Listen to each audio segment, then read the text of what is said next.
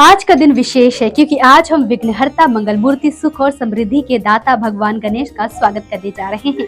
ये 10 दिवसीय उत्सव न केवल हमारी आस्था का प्रतीक है बल्कि हमारी एकता, भाईचारे और सांस्कृतिक समृद्धि का उत्सव भी है। नमस्कार दोस्तों, मैं हूं आपके साथ काजल सोनी और आप देख रहे हैं दैनिक भास्कर। हर साल जब भाद्रपद मास की चतुर्थी आती है तो ऐसा लगता है जैसे पूरे भारत का माहौल बदल जाता है। हर गली, हर मोहल्ले, हर घर में एक ही स्वर गूंजता है, गणपति बप्पा मौर्य।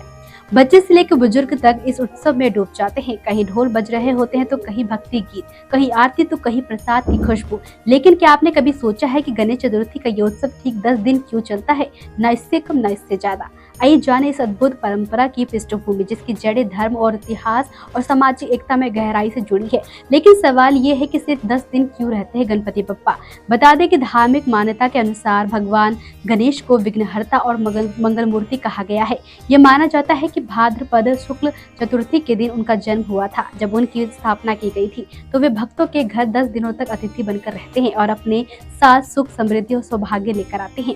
अनंत चतुर्दशी के दिन उन्हें भावभीनी विदाई दी जाती है। ये केवल विसर्जन नहीं, ये एक सांस्कृतिक भाव है जो हमें सिखाता है कि हर आगमन का एक प्रस्थान भी होता है। अगर आप सोचते हैं कि ये परंपरा सदियों से चली आ रही है तो थोड़ा रुकिए।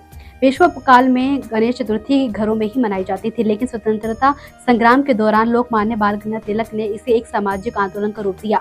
उन्होंने इस उत्सव को सार्वजनिक पंडालों और सामूहिक आरतियों का माध्यम बनाया ताकि अंग्रेजी हुकूमत के दौर में भी भारतीय एकजुट हो सके। तभी से गणपति उत्सव एक 10 दिवसीय सामाजिक त्योहार के रूप में स्थापित हुआ। गणपति बप्पा को अतिथि रूप में माना जाता है और जैसे कि हमारी संस्कृति सिखाती है, अतिथि देवो भव।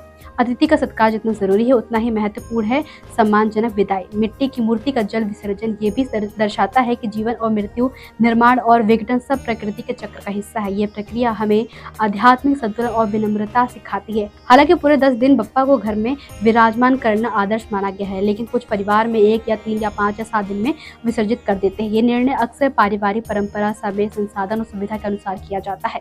इसका मुख्य उद्देश्य है श्रद्धा, समय की लंबाई नहीं, भावना की गहराई मायने रखती है। गणेश चतुर्थी सिर्फ एक धार्मिक पर्व नहीं, ये समाज में एकता, भाईचारे और सांस्कृतिक समृद्धि का प्रतीक बन चुका है।